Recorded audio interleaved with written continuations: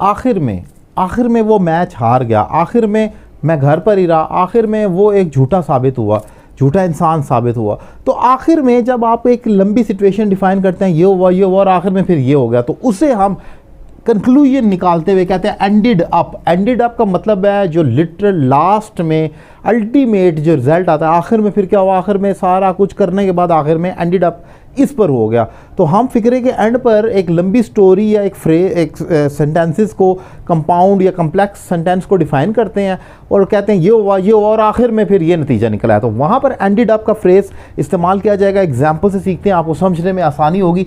She ended up as a loser, आखिर में वो हार गई या उसका जो अंजाम हुआ, इख्तिताम हुआ, आखिर में वो एक लूज़र के तौर पर सामने आई। सो पहले ये जो फ़िक्रा मैंने लिखा है, इससे पहले 2-3 और फ़िक्रे होंगे, मैंने उसको शॉर्ट कर लिखा है।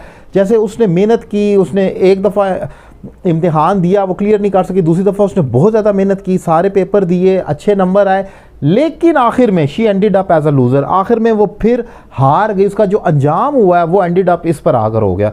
तो आपने एंडेड अप को इस्तेमाल करना है, इससे पहले 1-2 फ़िक्रे आपने पहले बयान करने होंगे, जिसमें आपने बताना होगा ये हुआ, एंडेड अप आकर ये हो गया। एक और एग्जाम्पल देखें, I ended up staying home, आखिर में मैं घर पर ही फिर रुका। यानी कि अब वो इससे पहले भी कुछ स्टोरी कोई ना कोई तो होगी, क्योंकि ये हो नहीं सकता, ये एक फ़िक्रे में तो आप एंड नहीं कर सकते ना किसी भी स्टोरी का, इससे पहले कुछ ना कुछ तो हुआ होगा। For example, I prepared my self for having a trip. I got ready, I bought several new dresses for my trip. I got up in the morning, I planned several things, but due to several reasons I ended up staying home. आखिर में मैं घर पर ही रहा, due to any reason, कोई भी reason होगी, certain reason की वजह से मैं फिर घर पर ही रहा, आखिर में मैं कहीं गया ही नहीं। सो आपने एंडेड अप का इस्तेमाल करना एक स्टोरी, या स्टोरी से मुराद यहाँ पर कोई लंबी स्टोरी नहीं हो रही, कुछ फ़िक्रे जिससे पहले एक होंगे जो ये हुआ लेकिन आखिर में ये हो गया।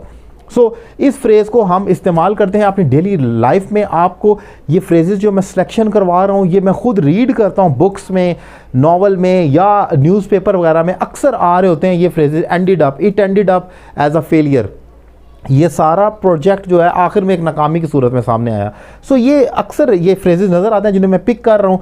उम्मीद करता हूँ ये न्यू लेक्चर्स आपको पसंद आ रहे होंगे। अपनी राय का इज़हार करें, और अगर आप मुझे ऑनलाइन इंग्लिश लैंग्वेज कोर्स करना चाह रहे हैं तो मेरा नंबर आपके सामने स्क्रीन पर मौजूद है। एक एग्जाम्पल आपके लिए छोड़ कर जा रहा हूँ जिसकी आपने इंग्लिश करनी है।